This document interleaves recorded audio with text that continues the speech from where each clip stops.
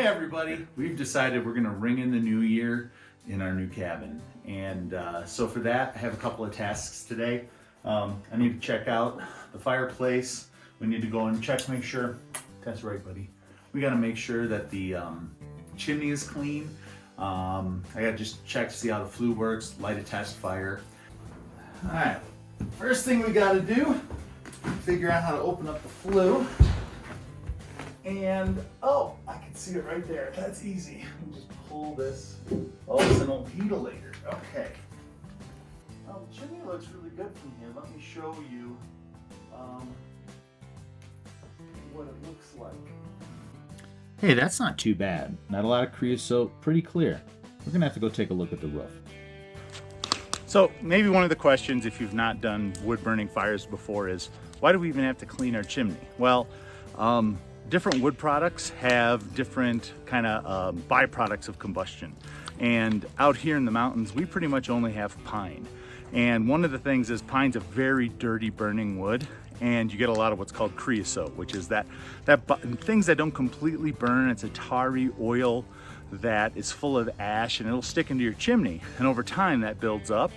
And if it gets thick enough and your fire is hot enough, it can catch on fire and you get a chimney fire. We actually had one last year at Thanksgiving at our other cabin, and it just creates a lot of extra work. You know, the good news is we have stone chimneys out here. If the creosote catches fire and burns, they just kind of burn, right? But the challenge is you have to replace the liner. You got to make sure you don't crack any of your tiles, and so you want to avoid that at all costs. So here's how we clean our chimney. These are chimney cleaning brushes. Different sizes, different shapes. This is for scraping down the sides of the square part of the chimney. See a nice square brush. And then this is a round brush for the round piping that pipes into your main chimney. These screw on to fiberglass rods. And so when we get up on top of the roof, I'll show you what the creosote looks like, and then I'll just kind of go a quick overview of how I scrape it down. And the idea is just clean off that built-up creosote. Throughout the year, especially up here, we use creosote logs pretty much weekly. They have a chemical in them that keeps the creosote kind of dry and flaky, and it tends to fall off by itself.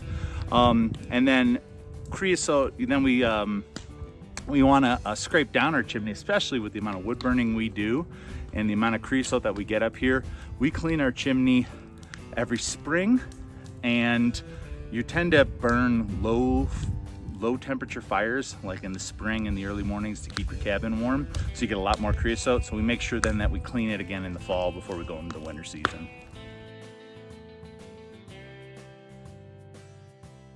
Okay, so here we're looking into the chimney, and you can see it's actually not too bad. Since I'm up here, I'm gonna go ahead and clean it up, but you can see this is the creosote we're talking about. See how nice and dry and flaky that is? That's because they've been using creosote logs.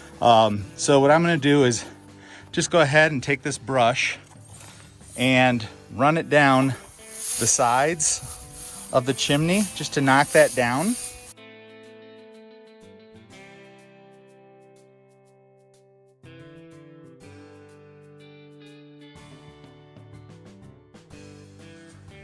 Excuse me, bud.